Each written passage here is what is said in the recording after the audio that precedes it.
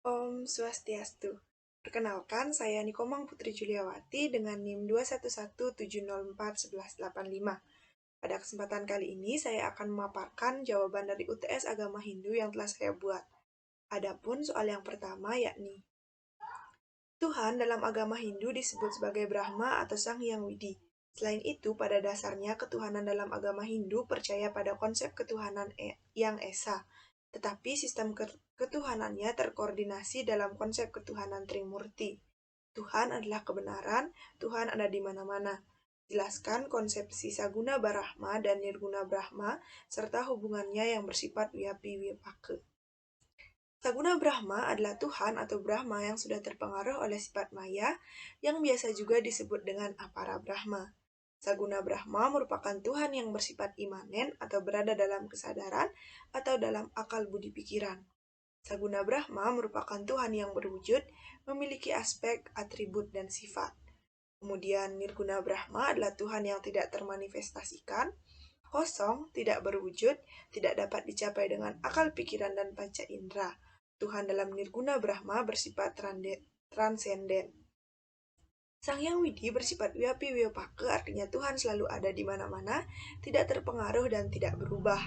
Dalam hal ini sama seperti Saguna dan Nirguna Brahma meskipun berbeda, namun tetap dalam wujud atau disebut dengan Tuhan yang dapat dipuja di mana-mana dan dalam bentuk apapun. Kemudian soal yang kedua, dalam konsep Trikaya Parisude, berpikir, berkata, dan berbuat yang benar, bila ada pernyataan sebagai berikut, jangan pernah bersandar pada ketidakbenaran dalam keadaan apapun. Jika mengikuti jalan ketidakbenaran, kita tidak akan mengembangkan kasih. Maka dari itu, kembangkanlah kasih sepanjang waktu. Berilah contoh dalam kehidupan sehari-hari bagaimana mengembangkan kasih dengan mengikuti kebenaran itu menurut konsepsi Trikaya Parisude. Menurut saya, cara mengembangkan kasih menurut ajaran Trikaya Parisude dengan selalu melakukan hal-hal yang baik. Misalnya, pada kondisi seperti saat ini, yakni COVID-19, kita harus menghindari menyebarkan berita palsu atau kebohongan yang biasa juga disebut dengan hoak, karena hal ini bertentangan dengan ajaran Trikaya Parisude yaitu Wacike. Bila kita melakukan penyebaran berita hoak, maka kita tidak dapat mengembangkan kasih dengan sesama. Selanjutnya, soal yang ketiga, dengan mengucapkan mantra yang benar dan berulang-ulang akan membawa ketenangan pikiran. Jelaskan mengapa hal itu terjadi. Menurut saya, hal ini terjadi karena kita mengucapkan mantra akan mengurangi pikiran negatif dan membuka pikiran positif dalam diri kita.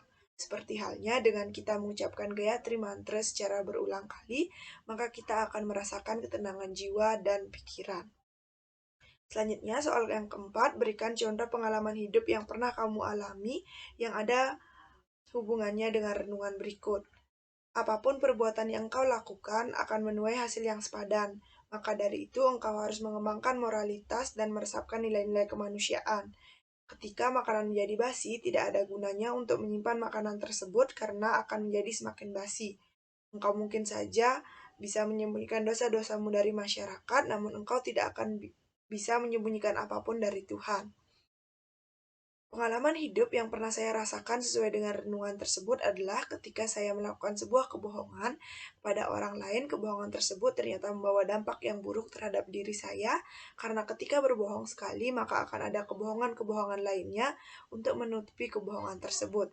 Dan ketika saya melakukan kebohongan, saya mengalami keadaan buruk. Hal ini karena apa yang kita lakukan hasilnya akan kembali kepada diri kita. Selanjutnya, soal yang kelima, sebelum meditasi, cucilah muka, tangan, serta kaki atau Anda mandi untuk membersihkan badan dari kotoran sekaligus membuat badan menjadi segar. Duduklah dengan memakai alas dari kain, tikar, atau selimut, dengan posisi punggung tegak lurus dan tangan diletakkan di pangkuan dalam posisi rileks. Pejamkan mata, serta tenangkan pikiran beberapa detik, setelah itu ucapkan mantra. Jelaskan masing-masing tahapan tersebut. Tahapan dari meditasi yakni sebagai berikut. Yang pertama, menyiapkan diri dengan mencuci muka serta kaki atau dapat lebih baik dengan mandi. Kemudian yang kedua, menyiapkan tempat yang dapat mendukung proses meditasi seperti menghadap ke arah timur atau utara dengan beralaskan kain, tikar, atau selimut. Yang ketiga, mengatur posisi duduk yang tepat dengan posisi punggung yang tegak lurus dengan tangan yang diletakkan di pangkuan dan dengan mata yang terpejamkan. Kemudian yang keempat, pilih titik konsentrasi dan mulai mengucapkan mantra untuk meditasi. Selanjutnya yang keenam, Yoga dan meditasi adalah salah satu cara untuk kita bisa mendapatkan ketenangan jiwa, perasaan damai, dan bisa melepaskan kita dari rasa stres. Yoga dan meditasi bisa dilakukan oleh semua agama, bukan cuma agama Hindu, karena sebenarnya yang dilakukan saat kita melakukan meditasi adalah menenangkan pikiran, pemusatan pikiran, dan pengaturan nafas. Jelaskan mengapa yoga asanas penting untuk meditasi. Yoga asanas penting untuk meditasi karena dengan melakukan yoga asanas dapat mengurangi rasa cemas dan melepaskan diri dari rasa stres. Hal ini karena gerakan yoga asanas dilakukan dengan lambat, dengan proses pernapasan yang selaras yang membuat diri kita merasa tenang dan damai, serta dapat melancarkan proses meditasi. Selanjutnya, soal yang ketujuh, jelaskan hubungan antara yoga Surya Namaskara dengan pranayama, dan tunjukkan rangkaian Surya Namaskara yang Anda ketahui. Hubungan Surya Namaskara dengan pranayama adalah Surya Namaskara merupakan salah satu yoga yang ditujukan pada Sang Hyang Surya sebagai wujud manifestasi dari Tuhan. Surya Namaskara berhubungan dengan pranayama karena setiap gerakan dari Surya Namaskara harus sambil melakukan pranayama atau pengaturan napas. Nah, berikut merupakan rangkaian dari yoga Surya Namaskara dapat dilihat dari gambar berikut. Adapun yang pertama yaitu Samastiti, yang kedua Urdhva Hastasana, yang ketiga Uttanasana, yang keempat Urdhva Uttanasana, yang kelima Chaturanga dan Dasana, yang keenam Urdhva Mukha Savasana, dan yang ketujuh Adho Mukha Savasana. Setelah melakukan gerakan Adho Mukha Savasana, dilanjutkan kembali dengan mengulangi gerakan Urdhva Uttanasana, kemudian Uttanasana, setelah itu Urdhva Hastasana, dan kembali ke Samastiti. Selanjutnya, soal yang ke-8, berilah contoh dalam kehidupan sehari-hari bagaimana mengembangkan kasih dengan mengikuti kebenaran. Menurut saya, cara mengembangkan kasih dengan mengikuti kebenaran adalah dengan menghindari menyebarkan berita palsu atau kebohongan yang pada saat ini disebut dengan hoak, dan selalu mengatakan kebenaran serta menebar kasih sayang dengan sesama.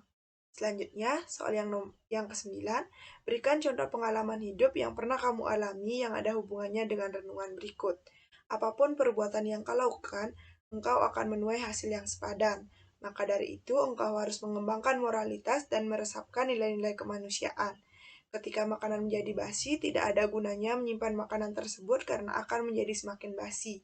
Engkau mungkin saja menyimpan dosa-dosamu dari masyarakat, namun engkau tidak akan dapat menyembunyikan dari Tuhan.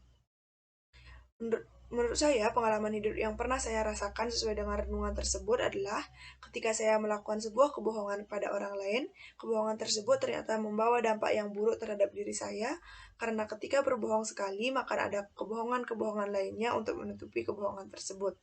Dan ketika saya melakukan kebohongan, saya mengalami keadaan buruk. Hal ini karena apa yang kita lakukan hasilnya akan kembali kepada diri kita. Selanjutnya, soal yang terakhir yakni yoga dan meditasi adalah salah satu cara untuk bisa mendapatkan ketenangan jiwa, perasaan damai, dan bisa melepaskan kita dari rasa stres. Yoga dan meditasi bisa dilakukan oleh semua agama, bukan hanya agama Hindu, karena sebenarnya yang dilakukan pada saat kita melakukan meditasi dan yoga adalah menenangkan pikiran, pemusatan pikiran, dan pengaturan nafas. Jelaskan mengapa yoga asanas penting untuk meditasi. Yoga asanas penting untuk meditasi karena dengan melakukan yoga asanas dapat mengurangi rasa cemas dan melepaskan diri dari rasa stres. Hal ini karena gerakan yoga asanas dilakukan dengan lambat, dengan proses pernapasan yang selaras, yang membuat diri kita merasa tenang dan damai serta dapat melancarkan proses meditasi. Nah, sekian pemaparan dari jawaban UTS yang telah saya buat. Terima kasih atas perhatiannya dan Om Santi Santi Santi Om.